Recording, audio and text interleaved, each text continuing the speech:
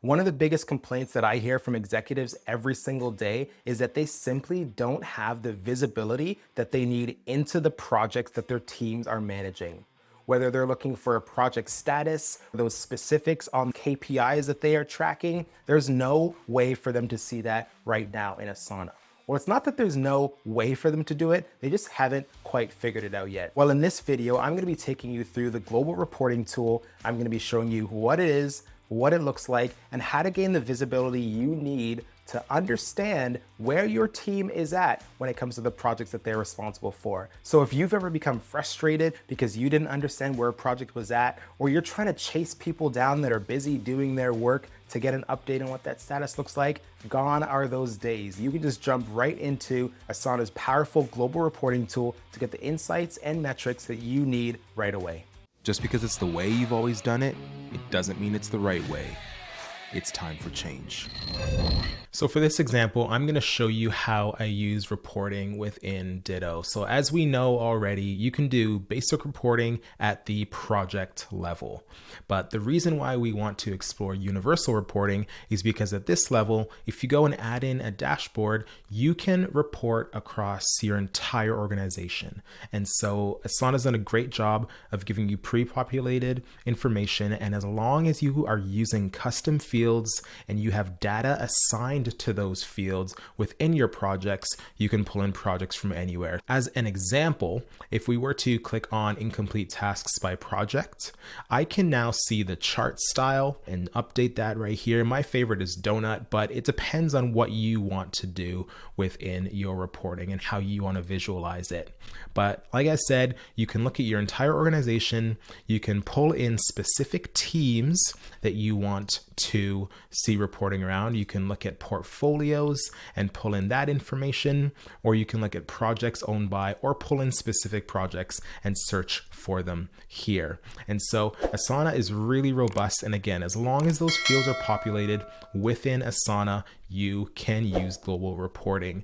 And so again, you can come in to reporting on the left-hand side, click on new dashboard, and you're going to start building your dashboards out. Now, I will say this, and if you stick around to the end, I'm going to show you how to export your reports from Asana, because that is one of the blind spots that currently do exist, is you can't actually get a full report out of Asana. So I'm going to go in, I'm going to take a look at our client project KPIs. So again, when I say all the information needs to be pulled in, what I mean by that is you have to be using custom fields. So in this case, I have client project KPIs, and all of my dashboards here are created based on data that I have inside my portfolios.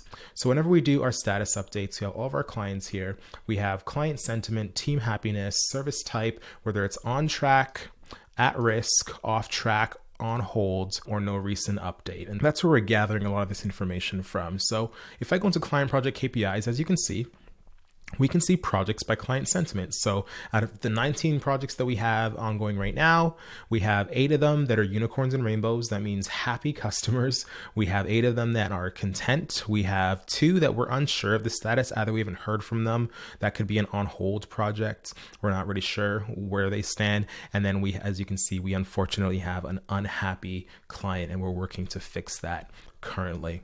And if we go by, you can see projects by phase, right? Because this shows us that some clients are in the deep dive state. Some clients we are doing active builds with, and some clients we are doing HubSpot work with. And so I'm going to show you how you can get started. Asana, again, gives you all this pre-populated information. You can pull it in as you need to. But let's just say we wanted to create something fully custom, okay? Asana gives you choices for what you want to visualize. So I like the column style. I also like donut, but it all depends on what you're visualizing here. So let's just say we wanted to see the completion status of tasks. So maybe we wanted to see tasks that are upcoming, that are incomplete within the next 30 or 60 days. Because I'm looking at the portfolio view, I only want to see those projects. I can click down, click on portfolio, and I'm going to search for my client projects.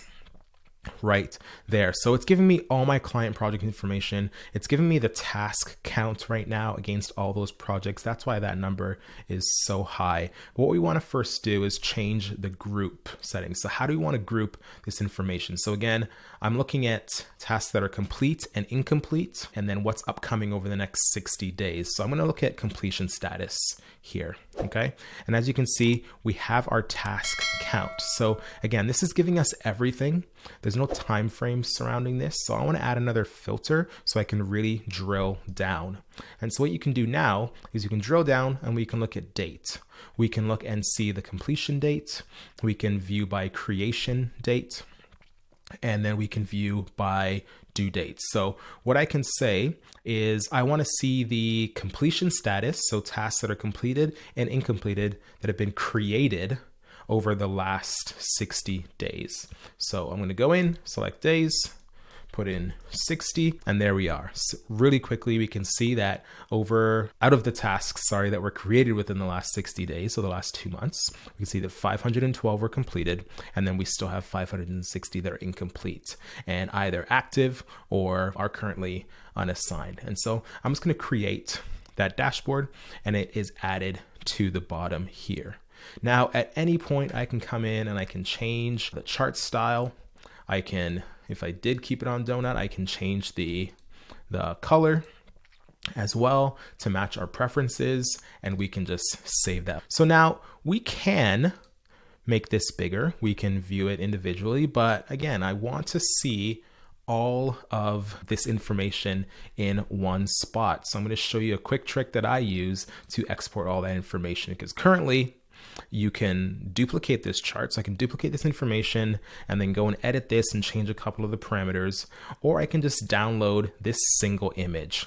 And so what that's done is it's downloaded this single image for us, but that's not helpful if we want to see actual data across the board. There's this trusty Chrome extension that I use and trust all the time, and it's right up here. It's called Go Full Page. So if you search Go Full Page Chrome extension, what this will do, I'm going to click on it, and it's taking a screen capture of my page. So there we go. I've now got this full screen capture. You can download a PNG or a PDF. So downloads in seconds. And so now we have this PDF that we can zoom into, we can split the pages, we can share this file with any of our team members, stakeholders, whoever it may be.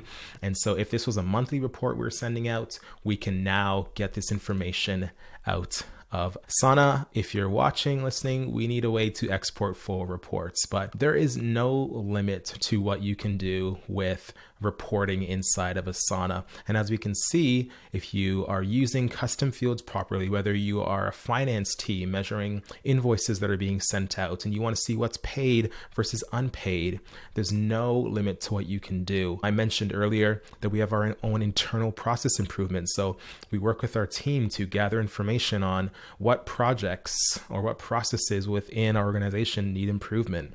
And so there's about 186 of them. And then you can see what's been validated and is ready to be worked on. We can see there's 122 of them. We can see tasks by section, what's in progress versus what's in the backlog. So we currently have 98 tasks that are in progress.